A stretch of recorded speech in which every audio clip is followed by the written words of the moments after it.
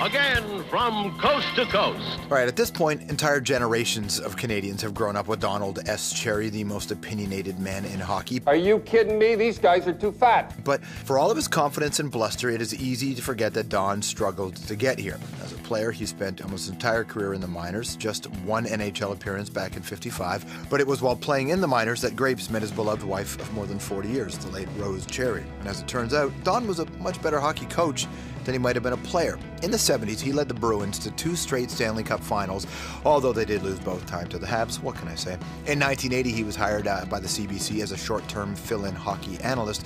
And 32 years later, well, he's the fixture on Hockey Night in Canada, where he has generated controversy on, well, pretty much everything. Most of the guys that wear them are European or French guys. The do-gooders, the whiners, and the ones on TV, and the ones of the writers they can't understand. You've won again. Now, throughout, Don has remained an outspoken advocate for tough physical hockey. It's a tough sport. Fans like it. I still like it. But as the game speeds up and serious injuries abound, is that brand of hockey out of step with the times, or do we need it now more than ever? And then there's this. What do you do when you become the target, when people say you've crossed the line? I hate to say this when the kids are listening, what George LaRocque said about a bunch of pukes. Well, if you want to understand Don, you might want to start with the TV movie about his life, The Wrath of Grapes. The Don Cherry Story 2 begins this weekend on CBC. It looks at Don's life as a broadcaster and the difficulties that come with speaking your mind. Gotta go back to kicking towels and throwing things. That's who I am, right there. That's what got you fired, remember? Well, don't worry about it. You know, Ralph wanted the guy who coached Boston.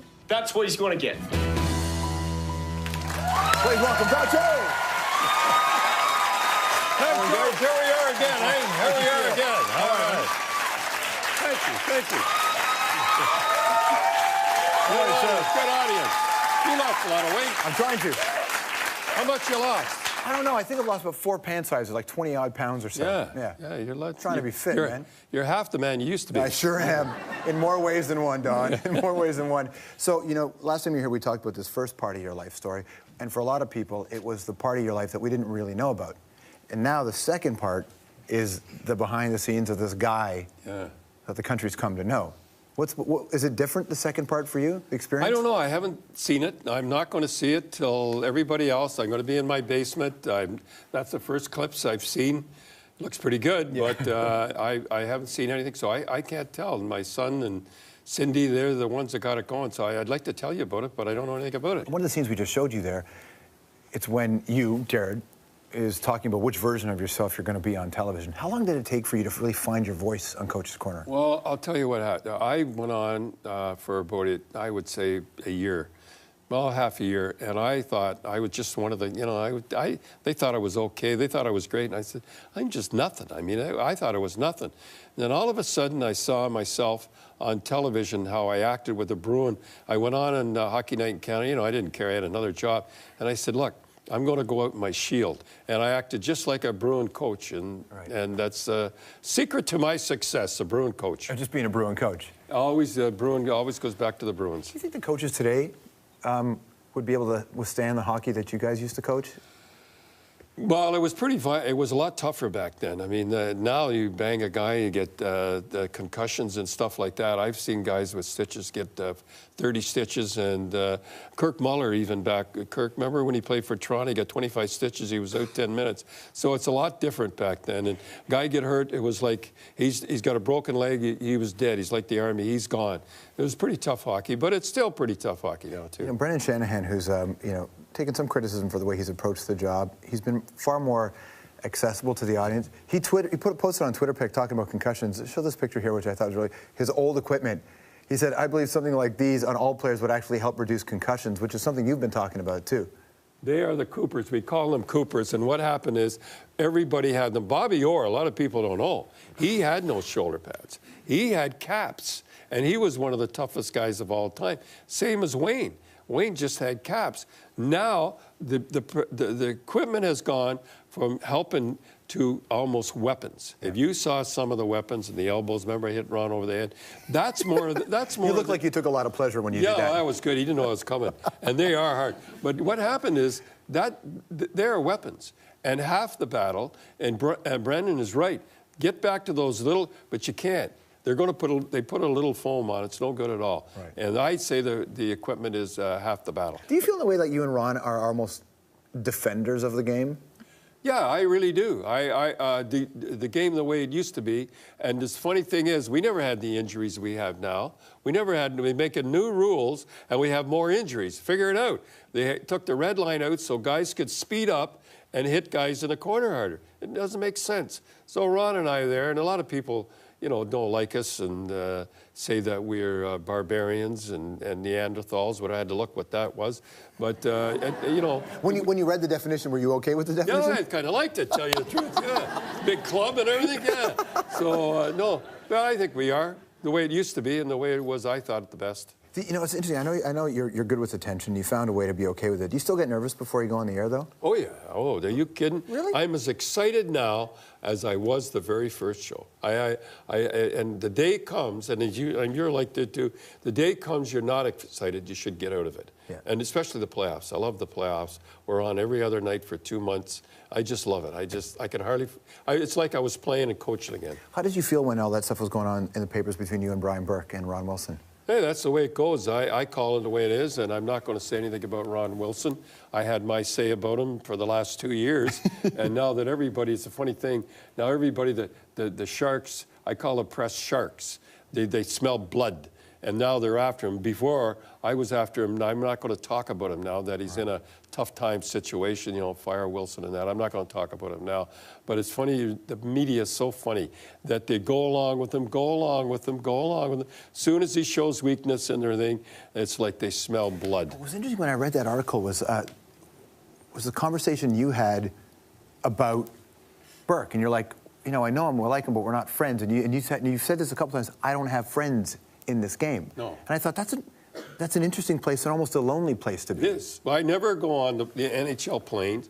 I never phone. Everybody phones general managers, PR guys. Everybody phones everybody. I never phone anybody, and I never make friends in the business. You know who else did that? I'm not saying I was ever as good as him, was Danny Galvin. He was only in the Montreal Canadiens, if you can believe it. Danny Galvin was only in the Montreal Canadiens dressing room once. Because once you get friendly with them, you can't criticize them because you're their friend. Right. What kind of a friend to criticize? So I keep away. Morning skates, you'll always see us up on top. We won't be around with the players, floating around with the players and that. Because once you do that, once you're a friend, you can't criticize them. But does it feel sometimes lonely when you're out there? No, I have a couple of beers and I'm all right. And not with me.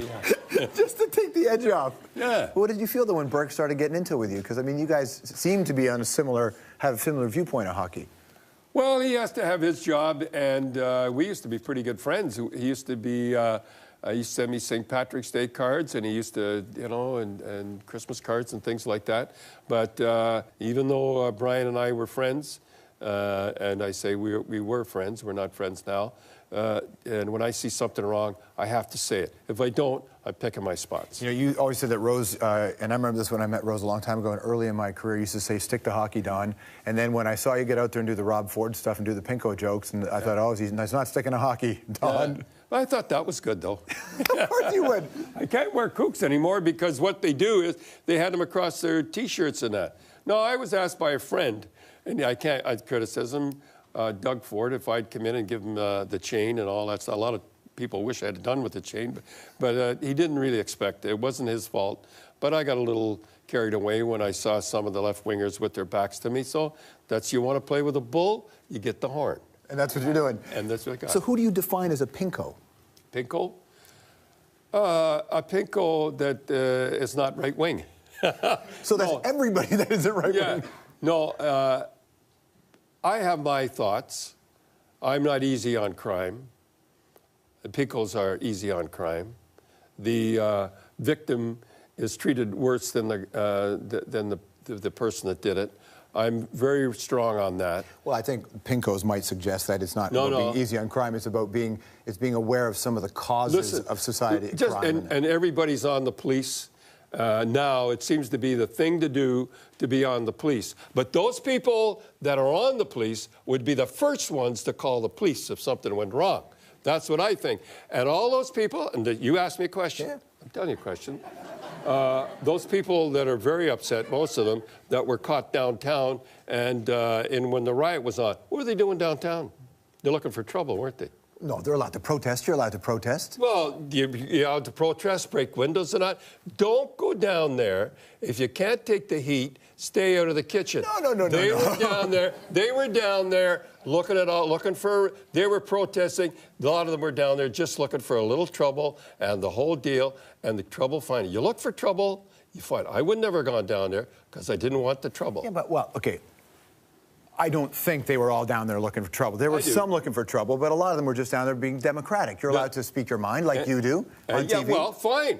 And if I get in trouble doing it, that's the thing. Don't whine about it afterwards. They're still whining about it a year later. Oh, dude, but... Stand out in the rain, you go down there, you look for trouble. To me, I love the police. So do you find it just kind of interesting sometimes just the fact that this is the position that you're in, that you do get caught up talking about this stuff people care about? You asked me a question, of course. I'm answered. Well, because I'm actually responding to something you had done, so I'm curious. I feel like, this is an arena you feel comfortable being in. I love it. I should have been a politician. I'd have been great. I'm sure you've been asked before, haven't you? I would, and I'd win. Believe me, I tell you. How did you say no to the NDP? Because I just know you wanted to run for them. I didn't want to be a communist. They're not the communists, you know that. They were CCF at one time. Yes. Canadian Communist Federation. The CCF are different than the NDP now. And they said, we better change the name. The Conservative Party used to be the Alliance Party, used to be another party. Parties evolve. Things can change. Sounds good, doesn't it? Why didn't you run? Why didn't you run?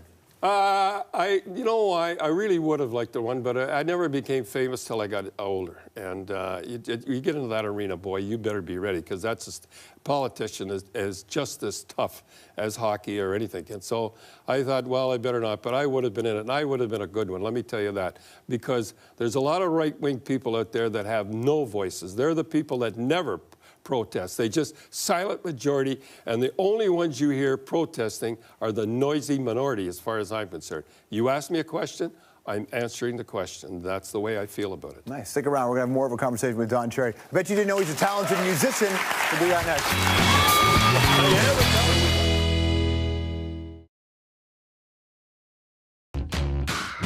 If I said they're 30th or 30th, it's either one thing. I don't think I'm this important. Either I'm killing the kid, tell him to come up, or they're stupid. What do you think? Well, I do think you were right about Roberto Lombardo. We don't have a pack away, but just he was sensational, net off. Remember when everybody was giving him heck and saying booing him and all that? They weren't saying Lou. I said give him a chance. Wait till he gets a few saves. He's going to be the best in the league again. Well, at the end of the game, we'll show it. He's playing very good. You're back here with Don Cherry. Hidden talents. That was good. Yeah. Some kid in Oshawa did it, and I got to tell you the inside stuff. He was so nervous. He just did it for his friends, and he put it out on Twitter or whatever that's called. Yeah. And it took right off, and it was down in the States, and I think it was over 1 million hits or whatever they call it. So he was worried that I'd be mad, and CBC would sue him, the whole deal. So he did a good job. He did all right, eh? And by the way, Coach's Corner is going to be on Twitter, I think, starting on the weekend. There's going to be I don't know what, I have no idea what it is.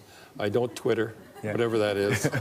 I don't have a cell phone, so I have no idea what's going on. I trust Kathy Broderick. She'll be with you, and that'll be some of the tweeting, whatever right? it is, I have no idea. But this is a great opportunity for you to go and say, by the way, the CCF is not communist. It's Cooperative Commonwealth, right? So there's no communists in that. Okay, no communists then. There's no communists in there as well. All right, so anthropology. So aside from that piano, do you have any musical talent? None. None? Oh, excuse me. I used to play in a pipe band. I used to play drum.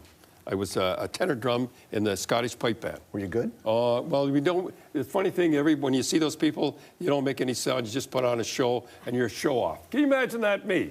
Anyhow. You were recently in an article on CBC Radio 3. It said that you listened to Deadmau5. Is that true? Oh, I got my 1993 flare-sided 150. I got black inside. I got Deadmau5 on all the time. That's amazing. Yeah, I love them. That just made my day. Oh, you like them too? I love Deadmau5. Yeah. If you were a betting man, which city has a better shot at the next NHL team, Seattle or Quebec City? Oh, Quebec City's going to get it. They get it built. They've got to get it built. And Quebec definitely will get in there for sure. You think so? There's no doubt. I mean, all you have to think about is that 40% of the revenue for the NHL comes from Canada.